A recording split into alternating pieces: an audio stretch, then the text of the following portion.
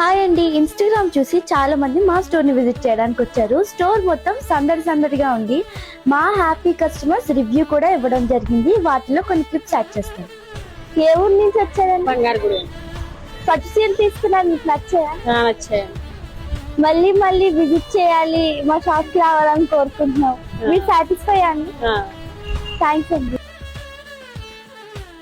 ఎక్కడి నుంచి వచ్చారండి? దోప్చర్ల నుంచి వచ్చాను.